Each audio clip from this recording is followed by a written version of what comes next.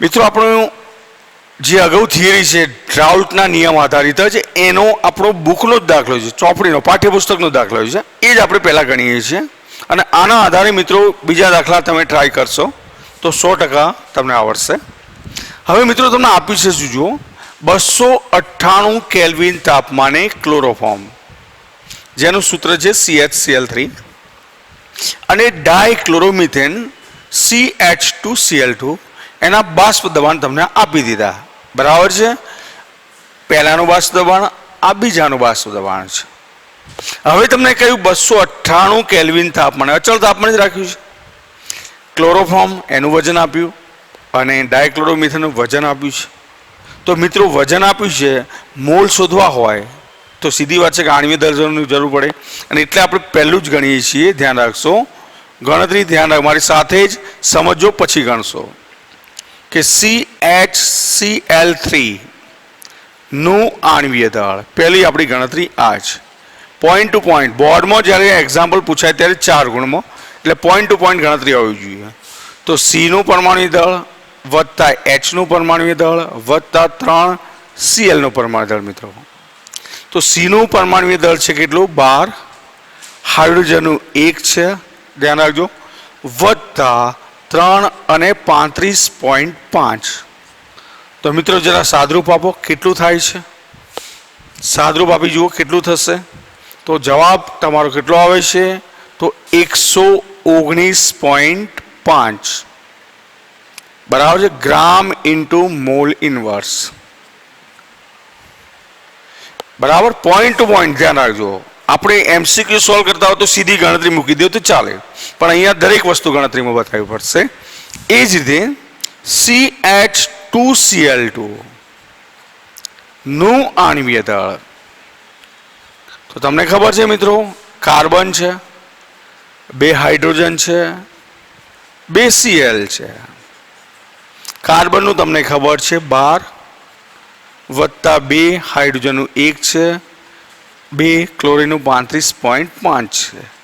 તો તમે ગણશો 35.5 ગુણ્યા 2 એટલે 71, પછી 73 અને 2 એટલે લગભગ આવશે એટલે 85 વત્તા 10 ઉમેરો એટલે 85 ગ્રામ ઇન્ટુ મોલ ઇનવર્સ.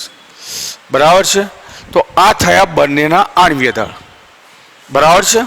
હવે તમને વજન આપ્યા છે તો સીધી બીજી ગણતરી મૂકીએ આપણે. તો માટે અહીંયા મૂકી દઉં છું, ધ્યાન રાખો કે CHCl3 ના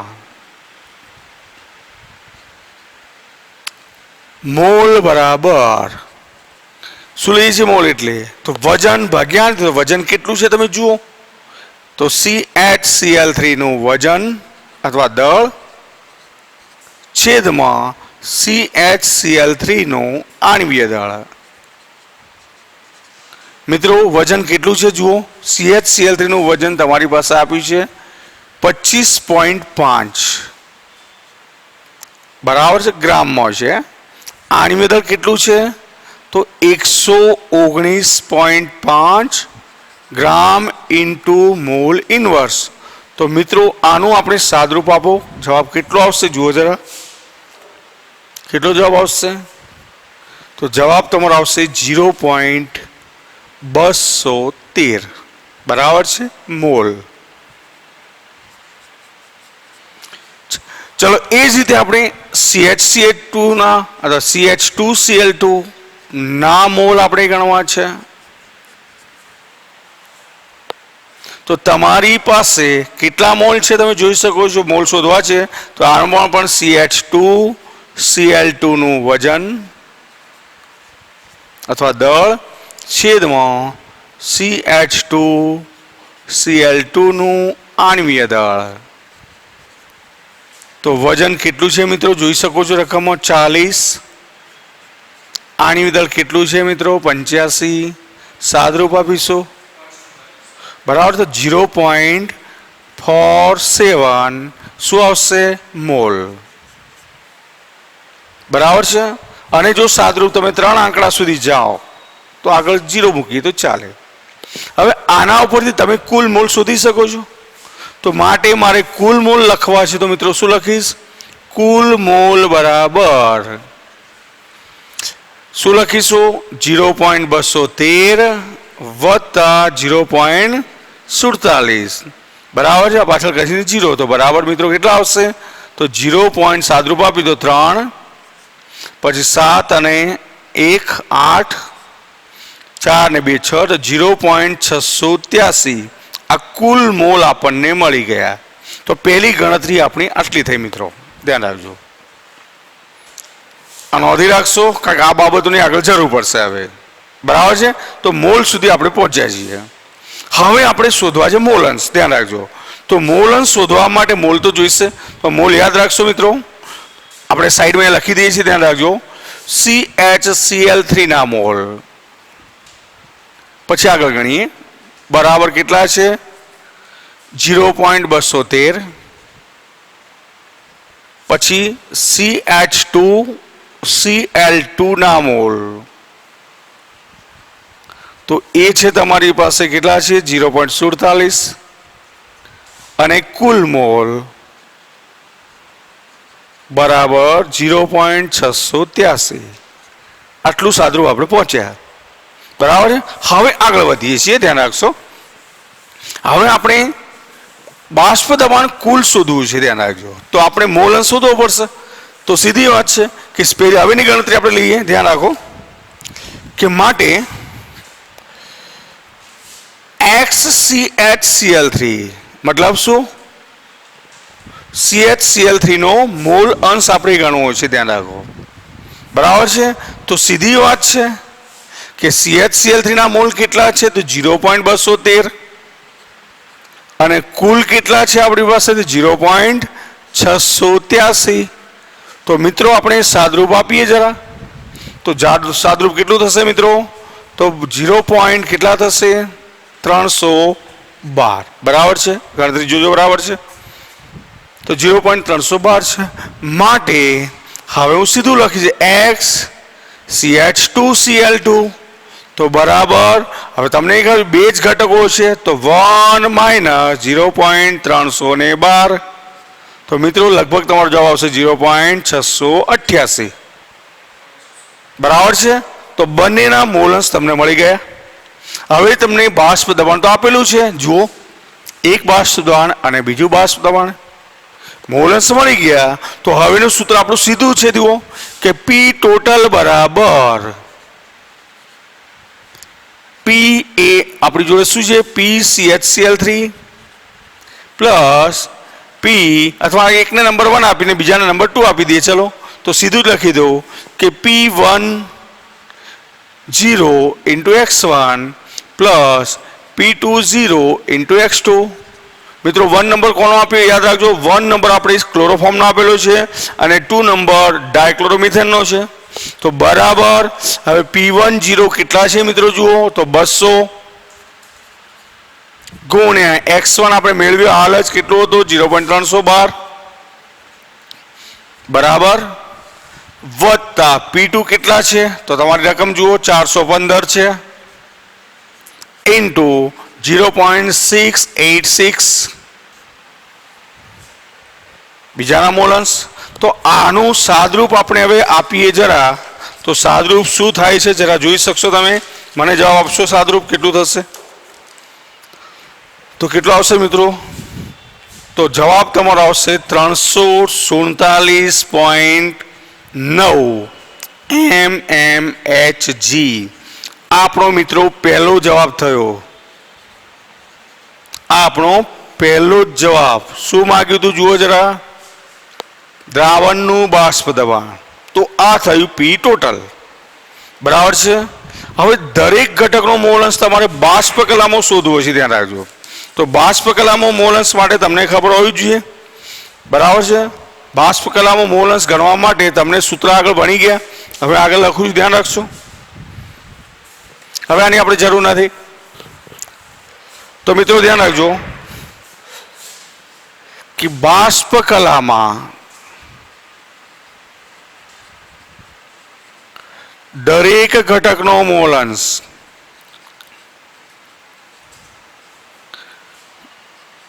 આપણે હવે ગણવા છે. આની ગણતરી આપણે કરીએ. તો તો ગણતરી જોઈ શકશો મિત્રો. આપણું એક સૂત્ર હતું, યાદ કરો, થિયરી બની ગયા કે P1 બરાબર Y1 ઇન્ટુ P ટોટલ. આવું સૂત્ર આપણે ભણી ચૂક્યા છીએ.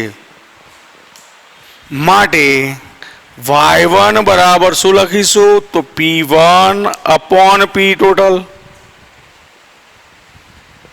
હવે P1 મિત્રો શું છે? તો તમારી જોડે તમને ખબર છે કે આ જ P1 બરાબર છે. એટલે P1 ની જગ્યાએ હું શું લખી શકીશ? P1 0 ઇન્ટુ x1 છેદમાં P ટોટલ. મિત્રો સાદરૂપ આપીએ તો P1 0 કેટલા હશે? 200 ગુણ્યા 0.312 છે. અને P ટોટલ તો આપણે ગણ્યું છે 347.9. તો બરાબર 200 ગુણ્યા 0.312 કરો મિત્રો, કેટલા થાય છે? તો જવાબ તમારો જ લગભગ આવે છે 62.4 છેદમાં 347.9. અને બરાબર મિત્રો કેટલો જવાબ આવશે? સાદરૂપ આપીએ જરા, તો કેટલું આવશે જરા જોઈ મને કહી શકશો? સાદરૂપ આપીને કહી શકશો કેટલું આવશે? તો એ સાદરૂપ લગભગ તમારું આવશે કેટલું? 0.18. બરાબર છે, 0.18 આ સાદરૂપ આપણું આવશે. કોના મોલ અંશ આપણે બાષ્પ કલામાં ગણ્યા? ક્લોરોફોર્મના. તો આપણે લખી શકીએ માટે ક્લોરોફોર્મના બાષ્પ કલામાં મોલ અંશ બરાબર 0.18. પછી બીજાના તમારે ગણવાની જરૂર ના પડે મિત્રો, તમને ખબર હોવી જ જોઈએ કે આપણને એકના મોલ અંશ બાષ્પ કલામાં હોય તો બીજાના ઓપોઝિટ. સીધી વાત છે, 1 માંથી બાદ કરો એટલા, તો સીધું આપણે લખી શકીએ કે માટે CH2Cl2 ના બાષ્પ કલામાં મોલ અંશ બરાબર 1 - 0.18 બરાબર 0.82. તો આ રીતે મિત્રો દાખલો જરા આપણે રકમ લાંબી લાગે છે, ગણતરી જો પરફેક્ટ કરવી તો આ રીતે જવું પડે. બરાબર છે. બીજી એક રકમ મિત્રો હું લખું છું અને એ એક્ઝામ્પલ એક નહીં બે આપણે આપી છે તમને, બંને તમે ઘરે ટ્રાય કરજો. બરાબર, જવાબ હું તમને આપી દઉં છું, ગણવાનો તમારે રહેશે. ખબર પડી મિત્રો એક્ઝામ્પલમાં? તો હવે આગળ વધીએ. જો મિત્રો આ બીજો દાખલો આપણે લખ્યું, આ પણ બુકનો છે સ્વાધ્યાયનો. આની અંદર હું તમને હિન્ટ આપીશ, હું ગણાવીશ નહીં આખો દાખલો, ગણવાનો તમારે રહેશે. જો મિત્રો પ્રવાહી એ આપેલું છે, એનું વજન છે આણ્વીય ધારણા. તો પહેલું જ તમારે કામ એ કરવાનું, ઘટક એ ના મોલ ગણવાના. બરાબર છે, જે આવતા હોય એ. બીજા નંબરમાં ઘટક બી ના મોલ ગણો, એ ગણીશું. ધ્યાન રાખજો, હું જવાબો લખતો જઉં છું, ગણતરી તમારે દર્શાવવાની. ઘટક એ ના મોલ લગભગ આવે છે 0.4173. બરાબર છે. ઘટક બી ના મોલ આવે છે 5.555. બરાબર છે. પછી તમે કુલ મોલ ગણશો તો એ મિત્રો આવે છે, આપણે આ 6 પણ લઈ કરી દઈએ, આ 5 6 કરી નાખશો, કારણ કે બધા પાંચડા જો એટલે. અને આ કુલ મોલ ગણશો તો 6.2699 આવશે. કુલ મોલ મિત્રો મળી ગયા. તો મોલ અંશ આપણે ગણવા પડે. હવે સીધી વાત છે કે મોલ અંશ તમારે ગણવા માટે એના મોલ બીના મોલ મોલ અંશ તો ગણી શકીએ. તો એના મોલ અંશ તમે ગણશો તો ઘટક એના મોલ અંશ એટલે કે XA એ તમે ગણશો તો એ આવશે તમારી ગણતરી પ્રમાણે 0.1139. બરાબર છે, કારણ કે એના મોલ ભાગ્યા કુલ મોલ. બીજું ઘટક બીના મોલ અંશ તમે ગણશો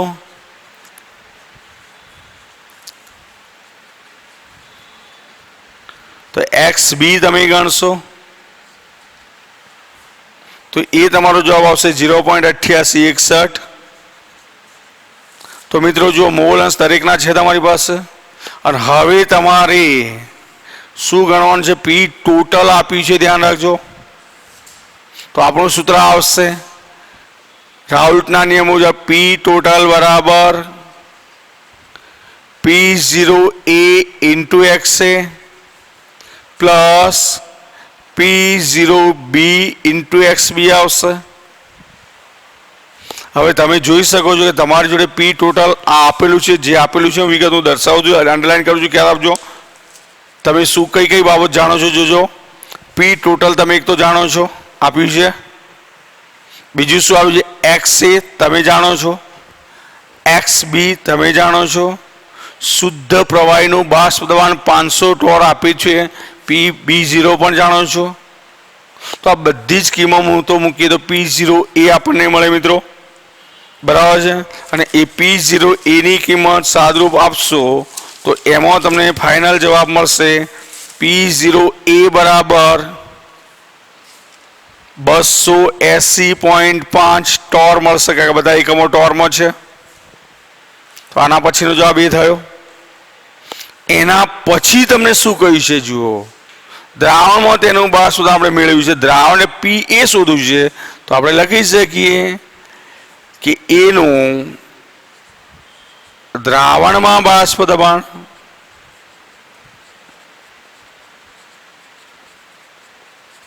તો PA બરાબર P0A ઇન્ટુ XA. તો એનો મતલબ કે P0 તો અહીંથી તમને મળી જ ગયા છે, XA તમે જાણો છો મિત્રો, અને એનો ગુણાકાર કરીને સાદરૂપ આપશો તો 31 પોઈન્ટ લગભગ 949 લગભગ બરાબર 32 ટોર આવશે. તો મિત્રો આ રીતે આપણે એક્ઝામ્પલ ગણી શકીએ, બરાબર છે. એક દાખલો હોય તો એના બધી બીજા ગણતા આવડવા જોઈએ મિત્રો. બીજો પણ એક આવો બીજો દાખલો લખું છું મિત્રો, હિન્ટ હું તમને આપી દઈશ, ગણવાનો તમારે રહેશે, બરાબર છે. મિત્રો એક બીજી રકમ લખી છે મિત્રો, ધ્યાન રાખજો કે બેન્ઝીન અને ટોલ્યુઇન બંને કાર્બનિક સંયોજનો છે. આપણે જાણીએ છીએ બેન્ઝીનનું સૂત્ર છે C6H6 અને ટોલ્યુઇનનું C6H5CH3 છે, બરાબર છે. એના સંગઠન મતલબ જોડાણ મિશ્રણ દરમિયાન આદર્શ દ્રાવણ બનાવે છે. 300 કેલ્વિન તાપમાને શુદ્ધ બેન્ઝીન અને ટોલ્યુઇન ના બાષ્પ દબાણ તમને આપ્યા છે. બેન્ઝીનનું કેટલું છે? હું રાઉન્ડ કરું છું, ધ્યાન રાખજો, 50.71 mmHg અને ટોલ્યુઇનનું છે 32.06 mmHg. બેન્ઝીનનું દળ તમને આપ્યું છે 80 ગ્રામ બેન્ઝીન છે, 100 ગ્રામ ટોલ્યુઇન છે. મિશ્ર કરીએ તો બેન્ઝીનનો બાષ્પ કલામાં મોલ અંશ. મિત્રો બેન્ઝીનનું આણ્વીય દળ તમે ગણો પહેલાં તો બેન્ઝીનનું આણ્વીય દળ કેટલું આવશે? તો સીધું હું શોર્ટમાં જ માહિતી આપું છું. બેન્ઝીનનું આણ્વીય દળ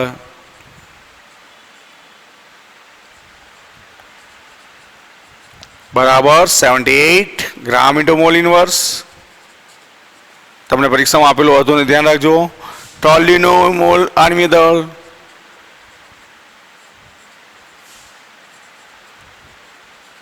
તો બરાબર 92 ગ્રામ ઇન્ટુ મોલ ઇનવર્સ છે.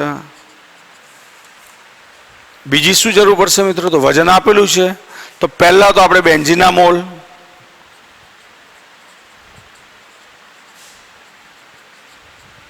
એને X1 લઈ લો, N1 લઈ લો. તો બરાબર બેન્ઝીનના મોલ, તો એનું વજન ભાગ્યા આણ્વીય દળ કરશો, બરાબર છે. તો એ જવાબ તમારો આવશે, ધ્યાન રાખજો, 1.026.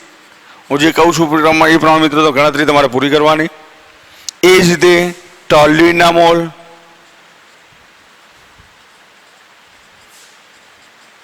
તો એ મિત્રો N2 લઈ લઈએ તો W2/M2 બરાબર છે. તેનું વજન કેટલું છે તમારી પાસે? 100 છે. 92 વડે ભાગી નાખીએ તો એ તમારો જવાબ આવશે 1.08 છે મિત્રો. કુલ મોલ તમે ગણશો તો કુલ મોલ બરાબર તમારી પાસે કેટલા આવશે? 2.1 અને 3 2.113 આવશે. અને હવે તમે મોલ અંશ ગણશો તો બેન્ઝીનના મોલ અંશ ધ્યાન રાખો. તો બેન્ઝીનના મોલ અંશ તમે ગણશો તો X1 તો એ તમારો જવાબ 0.48 આવશે. x2 ગણશો 0.52 આવશે. પી ટોટલ તમારે ગણવાનું છે, તો પી ટોટલ માટે સૂત્ર તમારું ખબર છે જ, P10 into x1 plus P20 into x2. તો આ પ્રમાણે ગણતા સાદરૂપ આપીશું. એ તમારો જવાબ આવશે 41.01 mmHg જે આપેલું છે. હવે બાષ્પ કલામાં મોલ અંશ તમારે ગણવાના છે. બાષ્પ કલામાં કોનો? ખાલી બેન્ઝીનનો જ ગણવાનું છે. તો બેન્ઝીનનો બાષ્પ કલામાં મોલ અંશ તમારે ગણવો છે. તો બેન્ઝીનનો બાષ્પ કલામાં મોલ અંશ, તો મિત્રો તમને ખબર છે જ સૂત્ર શું છે, તો P1 બરાબર Y1 ઇન્ટુ P ટોટલ, અને તમારે Y1 ને શોધવાનો છે. P1 તો તમને ખબર છે જ કે આ છે P1 છે, જે આવતું હશે એ મૂકી દેવાનું. P ટોટલ તમને ખબર છે. હવે તો આનો જે તમારો ફાઇનલ જવાબ છે એ 0.5935 આવશે. મિત્રો એક્ઝામ્પલ તો આવા કેટલાય આપણને જી અને નીટમાં પૂછાયેલા છે. મિત્રો બધા જ દાખલા આપણે રેકોર્ડિંગ દરમિયાન ગણી શકીએ નહીં મિત્રો, બરાબર છે. તમને કોઈ પણ જગ્યાએથી આ પ્રકારની રકમ મળે તો તમને હવે ખબર પડી ગઈ હશે કે સૂત્રો કોઈ બદલાયા નથી. એના એ જ સૂત્રો, ગણતરીની મેથડ પણ એની એ જ, એટલે એવો કોઈ પ્રોબ્લેમ થાય એવો નથી મિત્રો, બરાબર છે. પણ એક અલગ દાખલો છે મિત્રો જે તમને હેરાન કરે એવો છે, ધ્યાન રાખજો. અત્યાર સુધી ગણે એમાં આપણે સાદી સીધી મેથડ આવતી હતી. હવે થોડો એક ફરક પડે છે કે તમને એમ કે એક મોલ વધારી દઈએ કોઈ એક ઘટકનો તો બાષ્પ દબાણ વધે છે, ઘટે છે, ગમે તે. તો એવો એક દાખલો હું લખું છું મિત્રો, અને ખાસ ગણશો, હું આગ્રહ રાખું છું, ધ્યાન રાખજો, બરાબર છે. તો એવો દાખલો આપણે એક રકમ લખીએ છીએ મિત્રો. આ દાખલો પેલાની જેવો છે પણ થોડો અલગ છે, ધ્યાન રાખજો કે તમને કોઈ જગ્યાએ બાષ્પ દબાણ વ્યક્તિગત આપેલા નથી, દ્રાવણનું જ બાષ્પ દબાણ તમને આપ્યું છે. જુઓ, બરાબર છે. P0x પર નથી આપ્યા, P0y પર નથી આપ્યા. તો ગણીશું કેવી રીતે મિત્રો? ધ્યાન રાખજો કે આપણું સમીકરણ તો જે છે એનું એ જ રહેવાનું છે, ગણતરીમાં ધ્યાન રાખજો. પણ તમારી જોડે મોલ છે, જુઓ, x નો 1 મોલ છે અને y ના 3 છે, કુલ મોલ કેટલા? 4. તો સીધી વાત છે કે x નો મોલ અંશ તમારે ગણવો છે. પહેલા હું શરૂઆતમાં લખું, ધ્યાન રાખજો. આપણી પહેલી ગણતરી શરૂઆતના તબક્કે છે. તો x નો મોલ અંશ બરાબર મિત્રો કેટલો થશે? સીધું x ના મોલ કેટલા છે? 1, અને કુલ કેટલા? તો 4. તો 1/4. એ જ રીતે y નો મોલ અંશ, અને આપણે x ના મોલ અંશને આપણે xx તો દર્શાવીશું ને, તો xx બરાબર 1/4, અને y નો મોલ અંશ તો xy બરાબર કેટલા થશે? તો 3/4. તો મિત્રો હવે સૂત્ર મૂકીએ, P ટોટલ બરાબર P0x into xx plus P0y into xy. આપણું એક સમીકરણ આ થવાનું. P ટોટલ તમને આપેલા છે 550 બરાબર P0x તમને આપ્યા નથી ઇન્ટુ 1/4 પ્લસ P0y તમને આપ્યા નથી ઇન્ટુ 3/4. બરાબર છે મિત્રો. અને જો હજુ આનાથી વધારે હું સાદરૂપ આપવા જાઉં તો 4 વડે આખા સમીકરણને ગુણી નાખીએ, તો માટે 550 ગુણ્યા 4 બરાબર P0x પ્લસ શું લખશું? 3P0y. આને સમીકરણ નંબર આપણે 1 આપી દઈએ મિત્રો. આ પહેલું સમીકરણ છે. ચલો મિત્રો હવે એનાથી આગળ વધીએ. હવે તમને શું કહ્યું છે? કે જો y નો કેટલા મોલ ઉમેરો 1 મોલ, તો સીધી વાત છે કે y ના હવે મોલ કેટલા થયા 3 ની જગ્યાએ 4 અને x ના તો 1 ના 1 રહ્યા. તો ધ્યાન રાખજો, જો y નો 1 મોલ ઉમેરવામાં આવે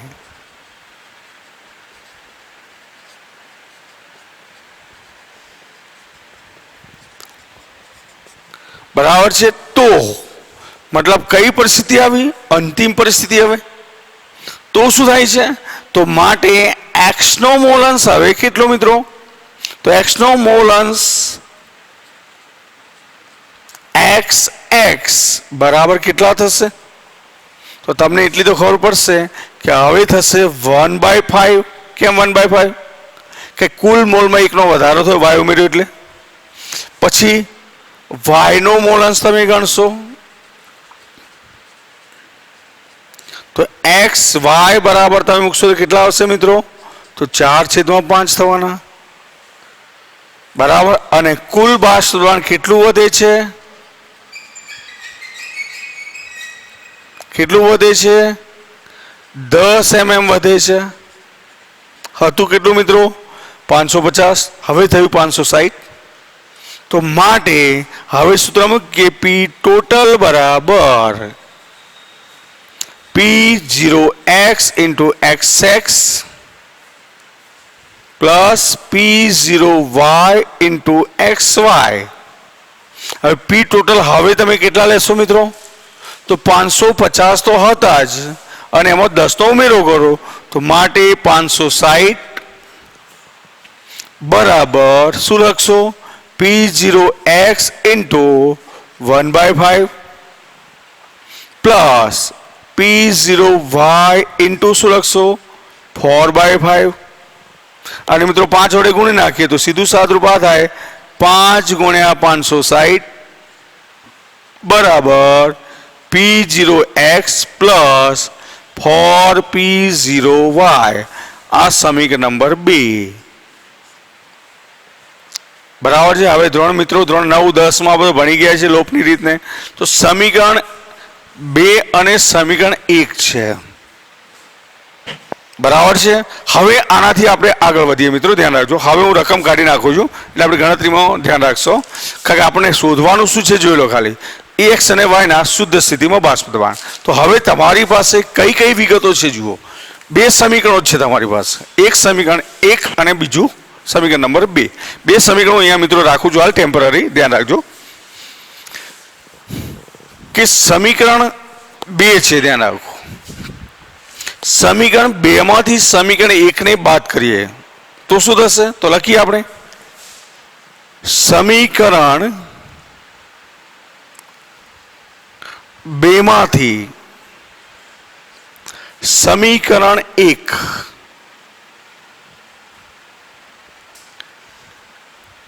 બાદ કરતા તો મિત્રો સમીકરણ 2 આપણું જે હતું લખી દઈએ છીએ બરાબર. સાદરૂપ ભેગું જ આપીએ પછી 560 ગુણ્યા 5 ડાબી બાજુ માટે ડાબી બાજુ માઇનસ 550 ગુણ્યા 4 બરાબર. જો P0x તો દૂર થઈ જવાના, લોપની રીત છે એટલે. તો હવે શું થશે? 4P0y માઇનસ 3P0y અને બરાબર તમે મિત્રો સાદરૂપ આપો જરા, કેટલું થશે? તો P0y કેટલા આવશે? તો આ બેના સાદરૂપની વાત કરીએ તો આના ઉપર સાદરૂપ P0y બરાબર તમે સાદરૂપ આપશો તો કેટલું આવશે મિત્રો? જોઈ શકો જરા. 550 ગુણ્યા 4 કરો, 560 ગુણ્યા 5 કરો તો P0y તમારી પાસે આવશે 600 mm. તે શુદ્ધ ઘટક y નું આંશિક દબાણ કહેવાશે. બરાબર છે. અને એ જ રીતે આ કિંમત તમારી જે છે એ આમાં મૂકી દો તો સીધું જ P0x બરાબર તમારી પાસે આવશે 400 mm. તો આ રીતે મિત્રો જ્યારે ઘટકના મોલને ઉમેરવાના હોય કે પછી દૂર કરવાના હોય ત્યારે કુલ બાષ્પ દબાણ આપણે ગણી શકીએ છીએ. અને કુલ બાષ્પ દબાણ પરથી દરેક વ્યક્તિ ઘટકનું વ્યક્તિગત બાષ્પ દબાણ પણ ગણી શકાય. ખ્યાલ આવશે મિત્રો? તો આ રીતે રાઉલ્ટનો નિયમ એનો ઉપયોગ ક્યાં ક્યાં કર્યો, કયા કયા એક્ઝામ્પલમાં કર્યો છે મિત્રો, એ ધ્યાન રાખશો. અને એ પ્રમાણે અગાઉની ગણતરી મેં જે પ્રશ્નો મૂક્યા છે, બીજા કેટલાય મિત્રો આવા પ્રશ્નો બનશે, ધ્યાન રાખજો. કંઈ આટલા ગણે એટલે એવું નહીં માની લેવાનું કે આપણને આવડી જ જાય, પણ આના સંદર્ભમાં બીજી કેટલાય MCQ બનશે, કેટલાય એક્ઝામ્પલ બનશે. બરાબર છે? જે તમને સમયાંતરે હું મોકલતો રહીશ અને તમે એ ગણવાનો આગ્રહ ખાસ રાખશો. મિત્રો હવે જે આપણો એ નવો મુદ્દા તરફ જઈએ છીએ, ધ્યાન રાખશો, નવા મુદ્દા તરફ જઈએ છીએ, તો એ મુદ્દામાં ચર્ચા કરવી, કારણ કે આપણી જોડે પૂરતો સમય જોઈશે મિત્રો. અને એ સમયની અંદર કારણ કે એક થિયરી અધૂરી રાખીશું તો પાછો નવા લેક્ચરમાં એની ચર્ચા કરવાની રહેશે. મિત્રો ફરીથી આપણે જે ભણી ગયા છીએ ધ્યાન રાખજો, ક્રમશઃ મુદ્દાઓ એક પછી એક ક્રમશઃ, જેમ કે શરૂઆત આપણે કરી હતી, દ્રાવણ એટલે શું, દ્રાવ્ય કોને કહીશું, દ્રાવક કોને કહીશું, બરાબર, દ્રાવણ બનાવવા માટે દ્રાવ્ય અને દ્રાવકની લાક્ષણિકતાઓ, એ પછી દ્રાવણના પ્રકારોની આપણે વાત કરી હતી, સાંદ્રતાના એકમો મિત્રો, સાંદ્રતાના એકમોના શક્ય બધા જ સૂત્રો મેં તમારી સામે મૂક્યા હતા, બરાબર છે. અને એના એક્ઝામ્પલ આપણે ગણ્યા છે મિત્રો, ધ્યાન રાખજો. એને લગતા પણ MCQ લગભગ આપણને નીટની અંદર, JEEની અંદર પૂછાય છે. એના પછી આપણે વાત કરી હતી હેનરીના નિયમની, કે વાયુની પ્રવાહીમાં દ્રાવ્યતા, અને એના આધારે આપણે હેનરીના નિયમના એક્ઝામ્પલ પર ગણેલા છે. એના પછી બીજા ટોપિકમાં આપણે ગયા કે પ્રવાહી દ્રાવક હોય અને એની અંદર પ્રવાહી દ્રાવ્ય ઓગાળવામાં આવે તો જે બાષ્પશીલ દ્રાવણ બનશે એમાં રાઉલ્ટનો નિયમ, તો એની આપણે ચર્ચા કરી. પછી હેનરીના નિયમના વિશિષ્ટ કિસ્સા તરીકે આપણે રાઉલ્ટના નિયમની ચર્ચા કરી છે. હવે મિત્રો આપણે માની લો કે ટોપિકની ચર્ચા હું શોર્ટમાં કરું છું હાલ પૂરતો, વિગતવાર આપણે પછી ભણીશું કે માની લઈએ કે ઘન દ્રાવ્ય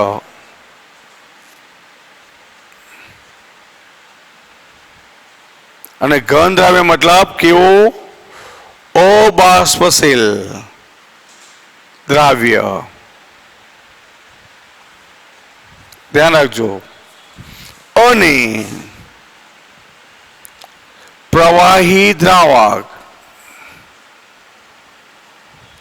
મતલબ કેવું દ્રાવક, બાષ્પશીલ દ્રાવક,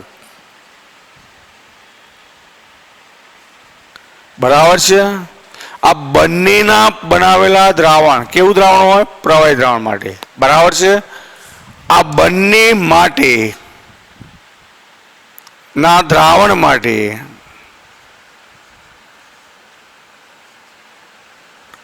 રાઉલ્ટનો નિયમ મિત્રો આપણે ઉપયોગ કરવાનો છે, ધ્યાન રાખજો, અથવા રાઉલ્ટનો નિયમ, આની ચર્ચા મિત્રો આપણે કરવાની છે હવે પછી, બરાબર છે. પણ કેવો દ્રાવ્ય મેં લીધો, ઘન દ્રાવ્ય અને પ્રવાહી દ્રાવકનું જ્યારે દ્રાવણ બનાવ્યું ત્યારે, અથવા બીજી રીતે વાત કરીએ તો બાષ્પ દબાણમાં થતો સાપેક્ષ ઘટાડો સમજાવો.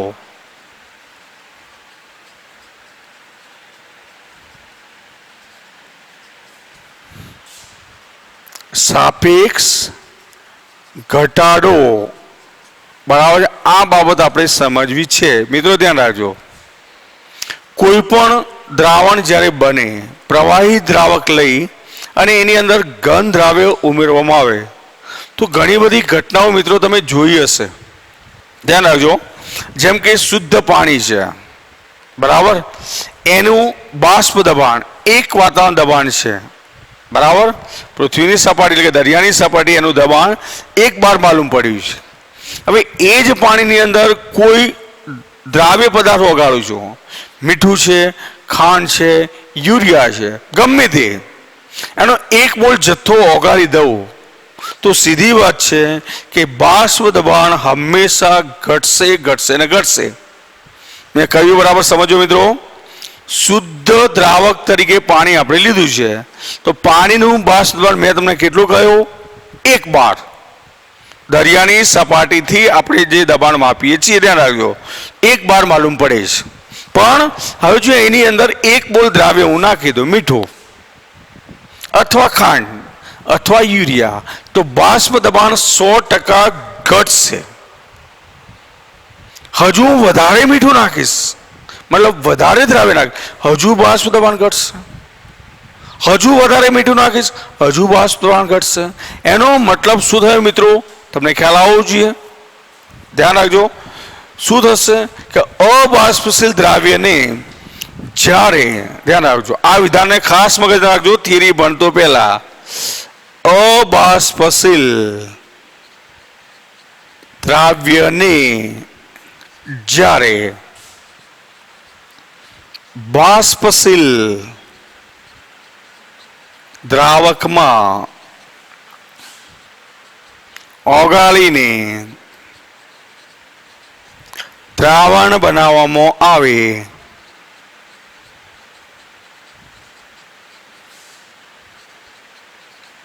તો દ્રાવણનું બાષ્પ દબાણ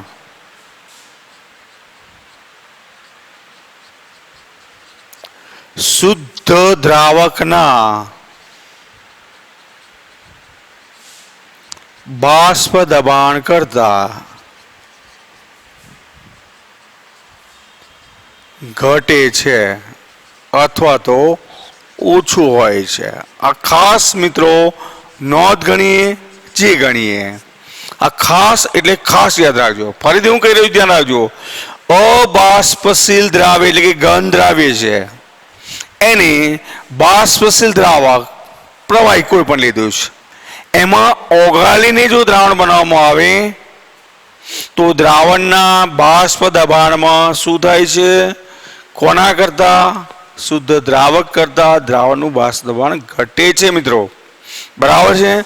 મેં હમણાં પણ એ બીજી પણ વાત કરી, તમને ખ્યાલ હોય તો મેં હાલ જ કહ્યું એમ કે માન લો કે હું 1 કિલોગ્રામ પાણી લઉં છું H2O અને એની અંદર 1 મોલ ગ્લુકોઝ C6H12O6 નાખીશ તો પાણીનું બાષ્પ દબાણ માની લો કે 1 બાર છે, તો મિશ્રણનું બાષ્પ દબાણ 1 કરતા કેવું? ઓછું.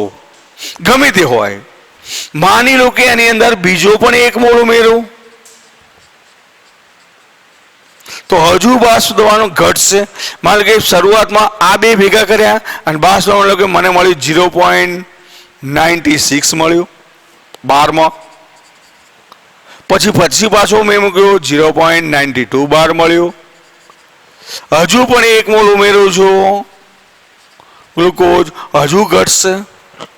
એનો મતલબ કે દ્રાવ્યનો જથ્થો વધે, દ્રાવ્યનો જથ્થો મતલબ દ્રાવ્યની સંખ્યા કણ વધે તો સીધી વાત છે કે બાષ્પ દબાણમાં શું થાય છે? ઘટાડો થાય છે. મતલબ મિત્રો બાષ્પ દબાણમાં થતો ઘટાડો એ દ્રાવ્યના સ્વભાવ ઉપર આધારિત નથી. ધ્યાન રાખજો. શાના પર આધારિત નથી? સ્વભાવ ઉપર. ફક્ત ને ફક્ત દ્રાવણમાં રહેલા દ્રાવ્યના સંખ્યા કણ ઉપર આધાર રાખે છે. બરાબર છે? અને એટલે દ્રાવ્યનો જથ્થો તમે વધારતા જાઓ તો દ્રાવણનું બાષ્પ દબાણ ઘટતું જાય છે. મિત્રો વિગતવાર થિયરી આપણે હવે પછીના લેક્ચરમાં ચર્ચા કરીશું. બરાબર? આ જે ખાસ માહિતી મારે તમને આપવી જરૂરી હતી, એડવાન્સ તમે વિચારો એટલા માટે, અને એટલે આ મુદ્દાની મેં ચર્ચા કરી છે. આખી થિયરીની ચર્ચા આપણે પછીના લેક્ચરમાં કરીશું. ઓકે.